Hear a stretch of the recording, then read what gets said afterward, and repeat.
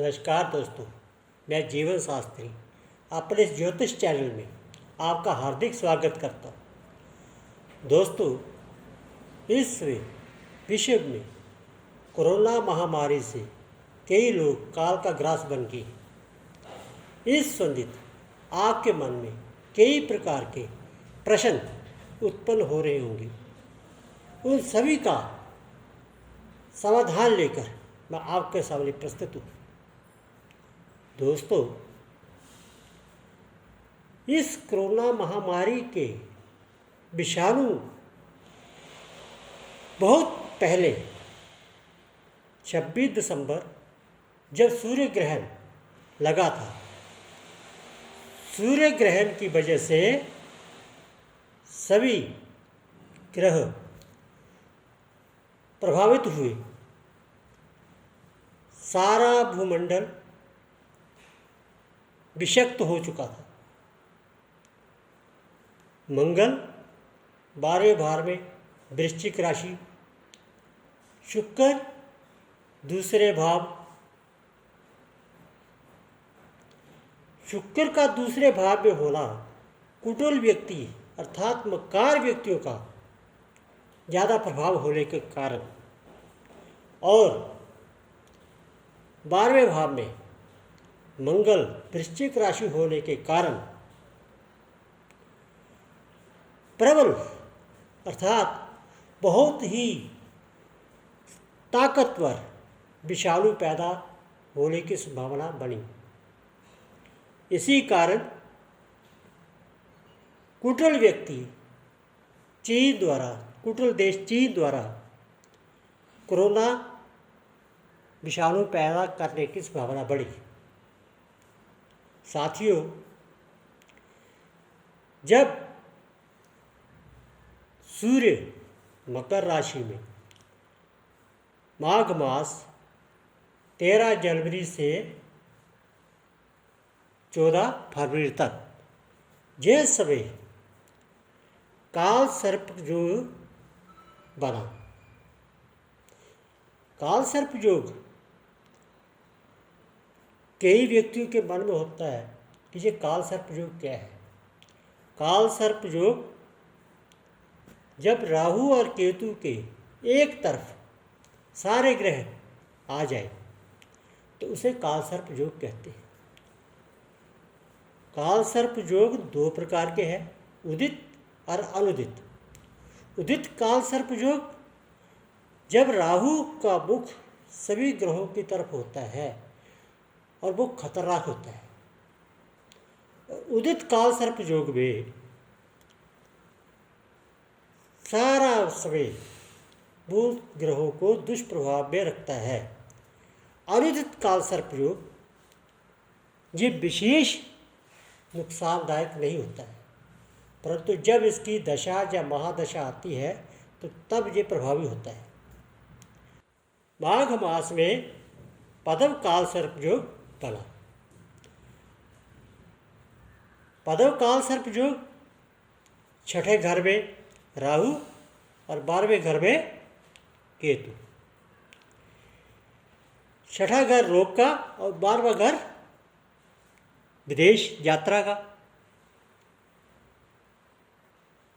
अर्थात विदेश में भ्रमण करने वाले, यात्राएं करने वाले रोग को प्रशस्त कर रहे थे, बढ़ा रहे थे, उसके विषाणु को आगे ले जा रहे थे, उसका विस्तार कर रहे थे।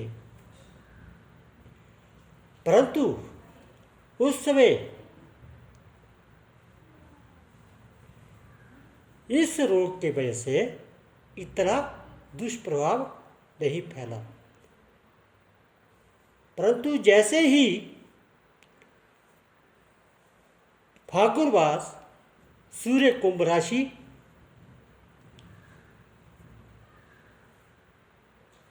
14 फरवरी से मार्च 14 तक ये समय आया तो असाध्य रोग फाल्गुन में जब काल सर्प योग बनता है तो ये काल सर्प योग हमारे 5वें स्थान में राहु और 11वें स्थान में केतु। तो यह स्थिति हमें असाध्य रोग का निर्माण करवाती है। उस असाध्य रोग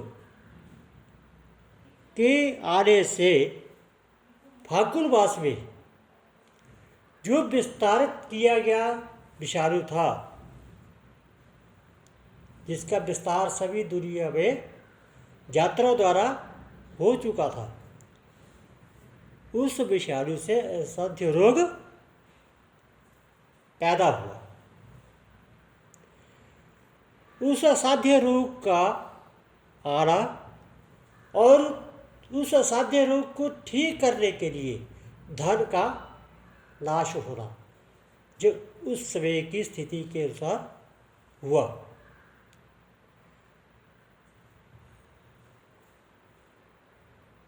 चैत्र मास अर्थात शंखपाल कालसर्प योग, यह वह स्थिति थी जब किसी कुंडली में शंखपाल कालसर्प योग बनता है तो वह उस व्यक्ति की, उस देश की, उस राष्ट्र की अर्थव्यवस्था को पूरी तरह चौपट कर देता है। साथियों, सूर्य विश्व का प्रतिनिधि कर रहा है। हम इस समय जिस कुंडली का अध्ययन कर रहे हैं वो सूर्य को लगन मान करके कर रहे हैं। सूर्य से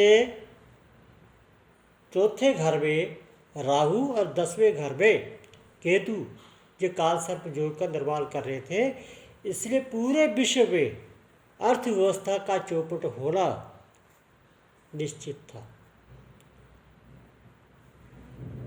पूरे विश्व में अर्थव्यवस्था का इतना नुकसान हुआ वो इसी वजह से हुआ।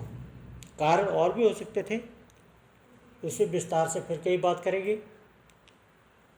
आगे वैशाख मास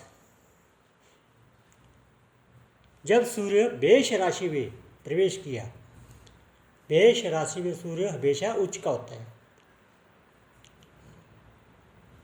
हमने ये देखा कि जब सूर्य चैत्र मास में था तो उस चैत्र मास में शंखपाल कालसर्प योग में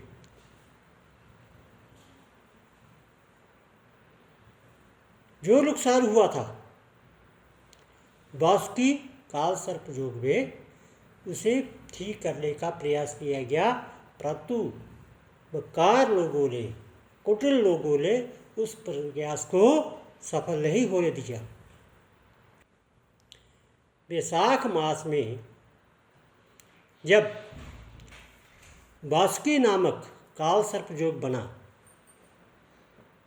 अर्थात अप्रैल 13 से 14 मई तक, राहु तृतीय स्थान में एक और केतु नवम स्थान में, जहाँ पर अर्थव्यवस्था और रोग के लिए अच्छे प्रयास हुए, परंतु कुछ कुटिल व्यक्तियों द्वारा इन प्रयासों को पूर्ण तरीके से सफल नहीं होने दिया। इसी बीच कहीं कहीं पर ये समाचार आए कि इस रोग का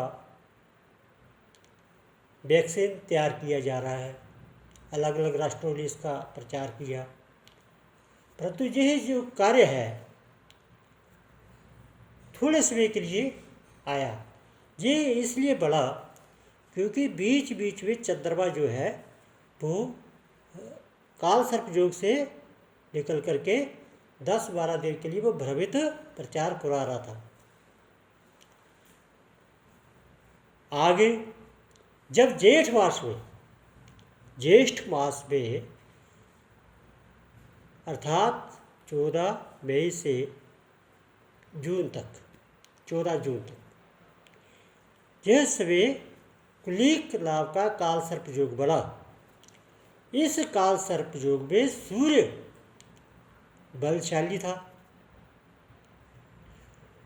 सूर्य के साथ बुध का योग, जहाँ से कुटिल व्यक्तियों की कुटिलता जो है वो समाप्त होना शुरू हो जाएगी। इस समय में असाध्य रोग का कुछ रोकथाम लगेगी, परंतु 11 मई से 23 मई का जो समय है, इस समय में कई प्रकार की दुर्घटनाएं, असाध्य रोग की वृद्धि या कोई और कई कार्य जो कुटिल लोगों के द्वारा चलाए जाएंगे वो सफल होने के ज़्यादा कारण हो सकते हैं। आषाढ़ मास जब सूर्य मिथुन राशि में जाएगा, अर्थात 14 जून से जुलाई तक, 15 जुलाई, यह समय रोग का धीरे धीरे कम होना। जुलाई के बाद इस असाध्य रोग के लिए कहीं ना कहीं कोई ना कोई दवाई का निर्माण हो जाएगा और इसका धीरे धीरे अंत संपन्न हो जाएगा। दर्शकों, यदि आपको ये मेरा वीडियो पसंद आया हो तो आप इसे लाइक करें और मेरे चैनल को सब्सक्राइब करें। जय दुर्गे।